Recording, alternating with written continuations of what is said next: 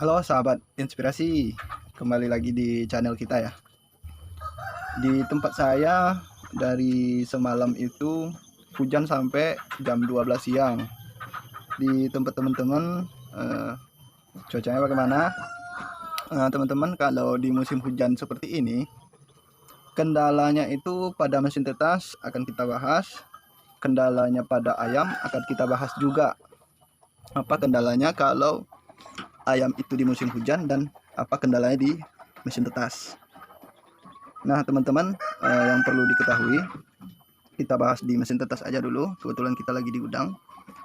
Jadi teman-teman, di mesin tetas ini, jika di musim hujan, otomatis kelembapannya akan turun. Kenapa? Karena suhu di dalam mesin tetas akan ikut turun karena pengaruh suhu dan cuaca yang ada di luar terlalu dingin. Nah oleh karena itu teman-teman, kalian harus menempatkan mesin tetas kalian di tempat yang jauh dari suhu dingin, seperti di dapur atau di samping WC atau di luar ruangan terbuka, seperti di teras atau di belakang, di pinggir kandang. Itu harus dihindari karena kalau di musim hujan itu otomatis suhunya akan turun karena pengaruh suhu dari luar. Kemudian kelembapannya juga akan turun dan bisa, misalnya biasanya di angka 50 atau 55, dia akan turun 5 sampai 10 kelembapannya.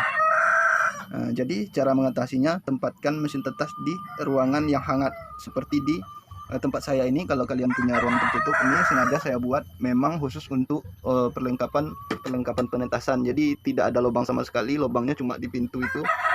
Jadi kalau cuacanya cukup dingin, ya dia tidak berpengaruh karena dari suhu lampu itu ruangan ini akan tetap menjadi hangat. Dan kemudian kalau di siang hari terlalu panas, pintunya kita buka, pintu ruang penetasannya, supaya ada sirkulasi dan suhu tidak terlalu panas di dalam ruangan.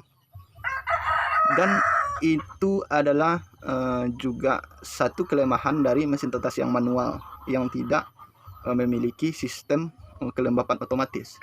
Kalau mesin yang sudah full otomatis, yang sudah bisa membuat kelembapan itu secara otomatis, saya lupa nama alat untuk membuat kelembapannya itu. Kalau kawan-kawan tahu, tulis saja nanti di kolom komentar. Jadi alat itu bisa dia mengatur suhu kelembapan secara otomatis, ya kan? Kalau dia turun, dia akan hidup terus. Ketika suhu tercapai, dia akan mati. Jadi kelemahannya di mesin tetas manual itu seperti itu. Jadi dia tidak bisa mengontrol sendiri, harus kita yang kontrol gitu kalau di mesin tetas manual. Dan mesin tetas otomatis kekurangannya adalah biaya pembelian yang mahal. Nah jadi gitu teman-teman, jadi harus sesuai budget ya. Kalau kita mau yang murah, ya kita harus kerja keras dulu. Tidak ada sesuatu yang bisa dicapai tanpa kerja keras. Nah gitu teman-teman, sesuai isi dompet dan isi kantong. Nah, jadi dengan demikian kita harus kontrol terus. Kalau musim hujan, usahakan dikontrol. Kalau suhunya turun, dinaikkan. Kalau kelembapannya turun, dinaikkan. Nah, kemarin ada yang nanya, Bang, bagaimana cara menaikkan kelembapan di mesin tetas? Nah, cara menaikkannya itu adalah pertama dengan menambahkan air di dalam bak, atau menambah baknya jika sudah ada 1 atau 2, ditambah lagi 3. Itu caranya yang pertama. Yang kedua adalah dengan menggunakan spons atau kain, diletakkan di dalam di dalam bak kita tadi yang berisi air tadi. Itu cara yang kedua. Yang ketiga adalah menutup sebagian ventilasi. Nah, karena begini teman-teman, sistem kelembapan itu dia akan mengikuti suhu udara di luar, ya kan? Jadi ketika kita buka pintu dari mesin tetas ini, otomatis kelembapannya akan turun. Nah, itu adalah salah satu bukti kalau kelembapan itu bisa turun dengan menambah ventilasi. Dan untuk menaikkan kelembapannya itu kita cukup menutup ventilasinya saja. Kita contohkan seperti ini. Nah, kita lihat di sini. Ini kelembapannya 50, ya. Kelembapannya 50. Pas kita buka, dia maka akan jadi turun. Tuh, kita buka ya. Dia akan jadi turun kelembapannya. Tuh, langsung dia berubah menjadi 49.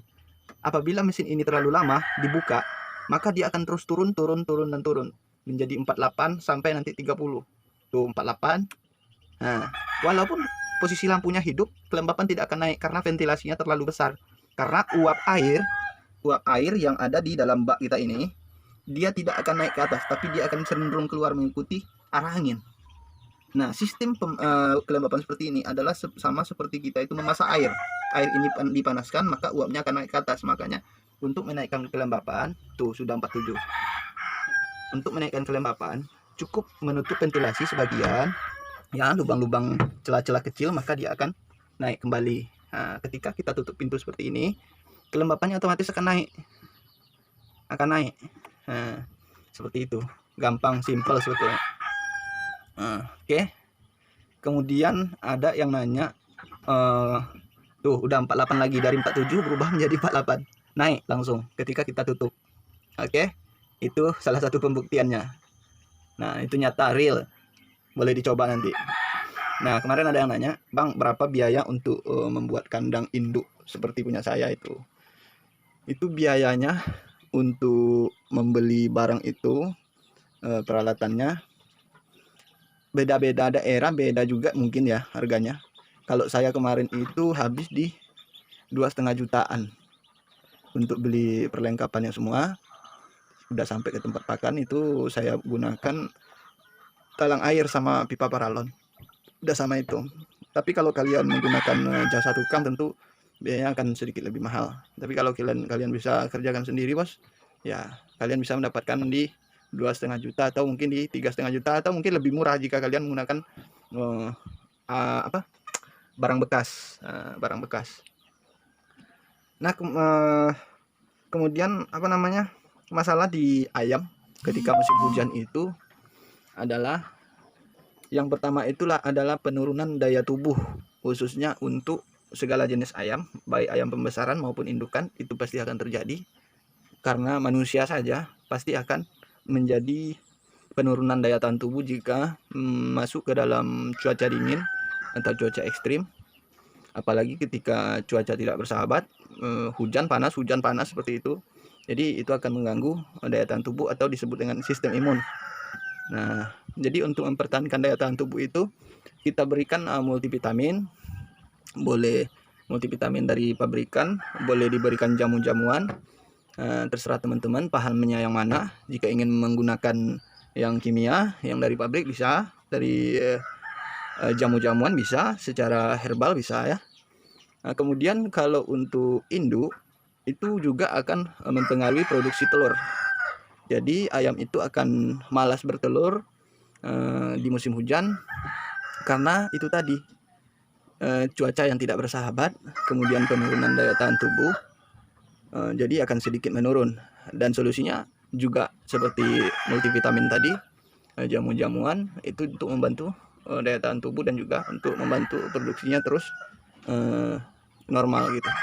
Jadi itu selalu saya lakukan jika memasuki musim hujan. Kemudian juga untuk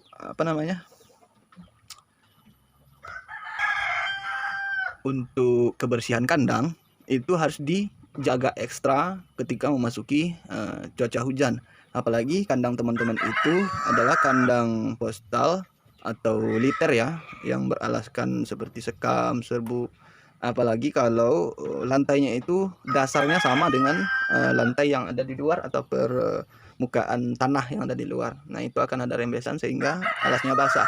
Nah, usahakan alasnya ini tetap kering jika menggunakan kandang liter. Kalau menggunakan kandang baterai yang ada penampungan taiknya seperti saya, sering-sering saja dibongkar atau melakukan penyemprotan ya, biosecurity kita, ataupun juga penyemprotan desinfektan maupun probiotik untuk mengurangi amonia dan mengurangi juga bakteri-bakteri, karena bakteri itu akan lebih cepat berkembang di suhu yang dingin. Nah, gitu teman-teman. Jadi mungkin itu saja yang bisa saya sampaikan untuk hari ini, karena cuaca juga tidak bersahabat ya. Dan mungkin kalau ada pertanyaan silahkan ditanyakan di komentar aja. Nanti insya Allah akan saya jawab kalau saya bisa ya. Kalau saya nggak bisa jawab, teman-teman bisa tanyakan kepada peternak-peternak yang juga sudah mulai beternak atau sudah lama beternak, yang memiliki pengalaman yang sama ya. Boleh ditanyakan, atau bagi teman-teman kalau ada kawan-kawan yang nanya di komentar, kalau teman-teman tahu silakan jawab aja, nggak apa-apa. Jadi kita di sini saling membantu lah gitu. Gitu teman-teman. Sekian dulu dari saya, semoga ada manfaatnya. Yang benar itu datangnya dari Tuhan, yang dan yang salah itu datangnya dari saya sendiri. Ambil yang baik-baiknya saja dan buang yang buruk-buruknya. Terima kasih sudah menonton video ini. Jangan lupa dibagikan, di like dan subscribe. Bagikan pada teman-teman yang membutuhkan video ini. Terima kasih. Assalamualaikum warahmatullahi wabarakatuh.